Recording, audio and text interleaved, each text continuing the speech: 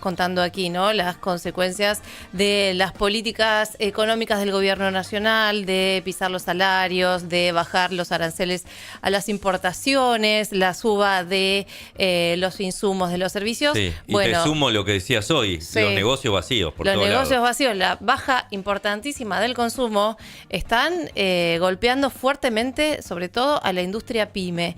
Y por eso estamos en comunicación con Daniel Moreira, que es presidente de Asociación Pyme. Ya lo saludamos, Daniel. Buen día. Ignacio y Rocío por aquí. ¿Cómo andas?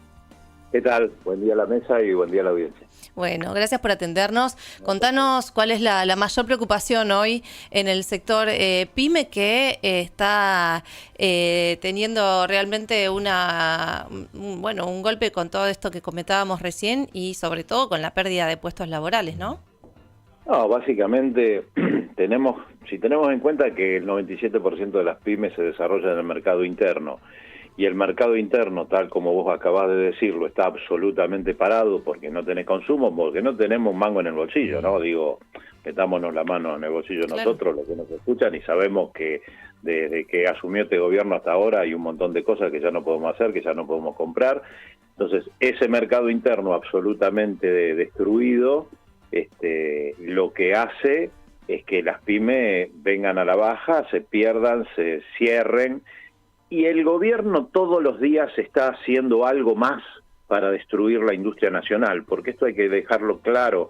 El gobierno, desde que asumió y aún antes en campaña, no usó nunca la palabra industria, nunca producción nacional, muchísimo menos la palabra pyme. Entonces no está en la agenda, en un gobierno que es cruel, porque no solo estamos hablando de esto, pero veamos lo que pasa con los jubilados, con los discapacitados, y la lista es larguísima. Lo que hace es que todos los días está haciendo algo más para destruir la industria, en este caso, que es lo que estamos hablando, para destruir la industria, pero también destruyó a los pequeños productores, destruye absolutamente todo. ¿Por qué? Y porque básicamente lo único que quieren es que tengamos un país que exporte materia sin mano de obra agregada, y teniendo en cuenta, y esto es importante que lo resaltemos, las pymes damos el 75% del trabajo formal. El día que terminen de destruir todas las pymes como lo están haciendo, el 75% de los trabajadores se queda sin laburo. Claro. Entonces, mal van a poder importar nada, o van a poder importar lo que quieran, pero nadie va a tener un mango en el bolsillo para comprar nada, ni nacional ni importado. Entonces, a los que está llevándonos este plan económico, que es de timba financiera y nada más, es a la destrucción total y absoluta de la sociedad, concretamente. En números, Daniel, reales, ¿hay un número determinado de cierre de pymes en lo que va del gobierno de Javier Milei? Mira, nosotros lo que tenemos sondeado hasta ahora, que alrededor, entre formales, informales y demás, todo lo que tenga que ver con el trabajo, son alrededor de 20.000. Claro. Ahora, también para poner, yo apelo siempre a la memoria colectiva, porque realmente es importante.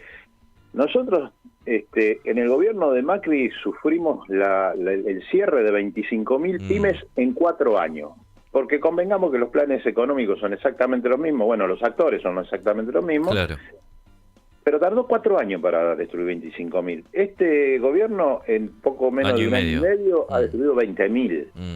Entonces no solo es la velocidad, es la crueldad, y esta baja de inflación que ellos festejan y aplauden como foca, en realidad lo único que es, ni más ni menos, es la baja de consumo, por lo que acabamos de decir recién. O sea, si no tenemos mango en el bolsillo, nadie consume, y los productos ya no se fabrican, pero no se venden. Y si no tenés consumo, no vas a tener inflación. O sea, a ver, es la paz de los cementerios. Claro, sí, vas a tener paz, sí, pero vamos a estar todos muertos. Entonces, con el agravante es cierto, ¿no? Tenemos una deuda que nos han metido desde el gobierno de Macri, y lo ha reforzado, que pretenden pagarla, y como diría algún estadista, un gran estadista, los muertos no pagan. Entonces, ¿qué es lo que pretenden? Este gobierno lo que pretende es rifar todo, vender todo, regalar todo, ¿no? En Ushuaia hoy tenemos un problema serio que tiene que ver con lo social, con los trabajadores, con las empresas y demás. pero es un punto geopolítico estratégico tan importante como para que digan los norteamericanos que van a poner una base ahí. Claro, porque contábamos al principio del programa que, digamos, todos los regímenes que rigen allí para la industria en Tierra del Fuego tiene que ver con ese objetivo, ¿no? De poblar también una provincia que de otra manera sería muy difícil, ¿no? La subsistencia para miles de familias que viven de la industria y que ahora pueden tener un golpe letal, como dicen los trabajadores que hoy están en la pelea. No, por eso te digo, o sea, a ver, ¿cuál fue el fin primogénito en la creación de estos regímenes y demás en Tierra del Fuego? Justamente fue un fin estratégico geopolítico. Ahora, vamos a llevar gente para defender ese punto estratégico geopolítico. Ok, ¿y qué va a hacer esa gente? ¿De qué va a laburar? Bueno, entonces creemos una zona para poder laburar, para tener fábricas, para poder armar y qué sé yo, que esto que lo otro, a lo cual ahí fue la oleada de argentinos que fueron a laburar ahí y empezaron a desarrollar eso, ¿no? Entonces digo, tengamos en cuenta eso también, porque no es nada más que... Y las fábricas se pusieron ahí porque alegremente se pusieron ahí. No, hubo una determinación y una decisión política. De la misma manera que este gobierno tiene una decisión política de destrucción de la industria, hubo una decisión política de sostener ese punto estratégico, geopolítico estratégico y generar laburo para que la gente vaya y esté, ¿no? Claro. Después tenés a un delirante de los tantos delirantes, no parece que hicieran culto a la ignorancia a todos estos funcionarios del gobierno nacional, como Schwarzenegger, que dice, no, eso es para hacer un parque de diversiones. Dale, ¿en serio? Dijo que los galpones, ¿cómo van a poner galpones ahí en lo que puede ser un parque de diversión? Lo que pasa que, a ver, ellos piensan con la cabeza en Estados Unidos, y la verdad... no conocen el país, no conocen todo el territorio, no saben qué es lo que se vive. O sea, hablar de galpones cuando vos lo que tenés ahí son fábricas, y cuando vos ahí tenés qué es lo que está peligrando hoy por hoy, alrededor de 4.000 puestos de trabajo, es no además, saber de qué está hablando. La crueldad, ¿no? De referirse de esa manera, de hablar de esa manera cuando están en riesgo la posibilidad de subsistencia de miles de familias, ¿no? No, por supuesto, pero vuelvo sobre el punto porque también es importante destacarlo. Son ignorantes, mentirosos e ignorantes. Profundamente mentirosos y profundamente ignorantes. Porque no saben, o sí lo saben y se hacen los tontos, que tampoco es para descartarlo, pero no saber qué es lo que está pasando ahí con los trabajadores, con lo que él llama galpones, que son fábricas, con el punto estratégico. Digo, ellos para justificar las barbaridades que hacen, apelan a barbaridades mucho más grandes, ¿no?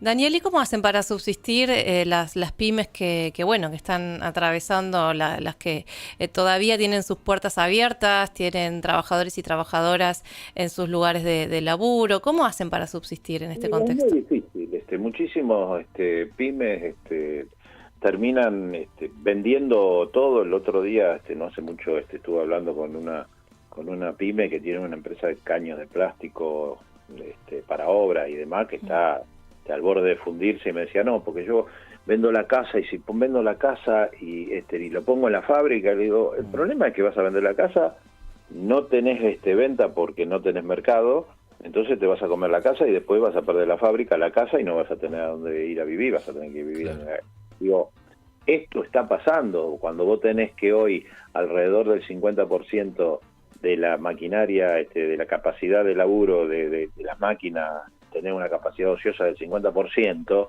y es una barbaridad, teniendo en cuenta que hay empresas que están trabajando un 30% de la capacidad instalada, ¿no? Entonces, acuerdan con los trabajadores, sostienen todo lo que pueden sostener y demás, hasta que terminan.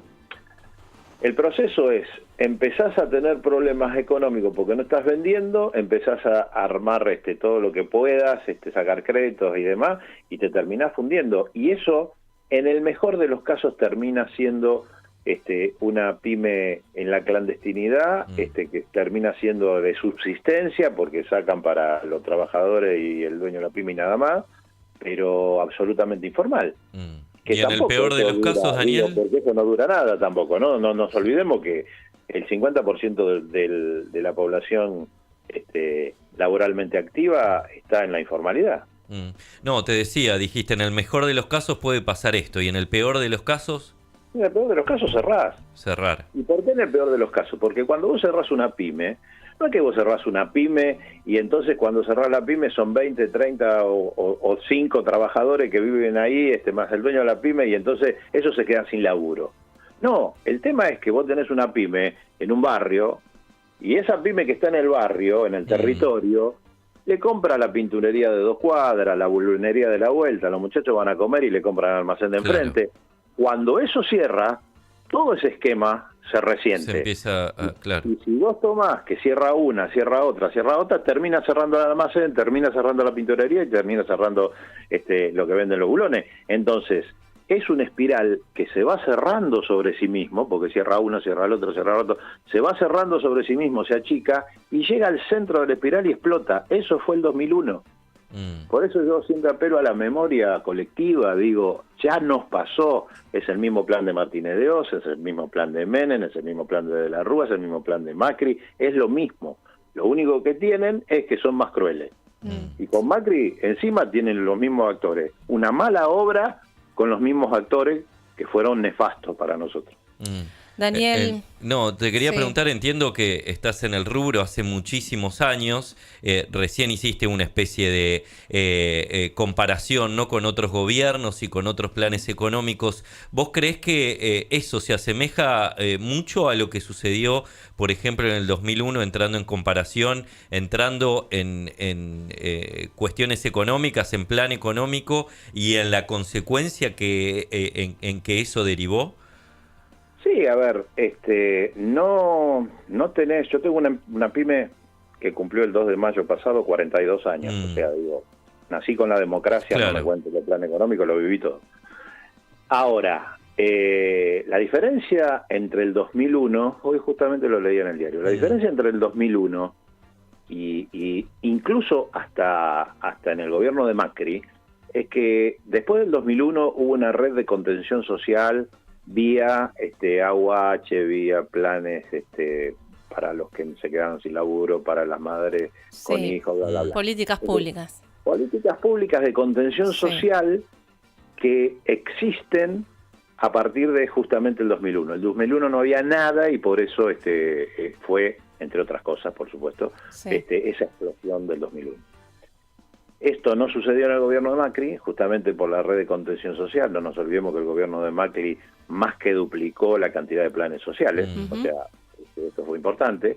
Y en este gobierno, hoy lo leía en el diario, o sea, está, más allá que no alcance, no estoy poniendo números, pero digo, este gobierno le baja a los jubilados, o no les aumenta a los jubilados, que más o menos lo mismo, con 200 y pico de inflación que tuvimos el año pasado, pero mantiene y le pone plata a los planes sociales. Claro. A pesar que en el discurso dice lo contrario. Lo tenemos todo en la cabeza como historia, ¿no?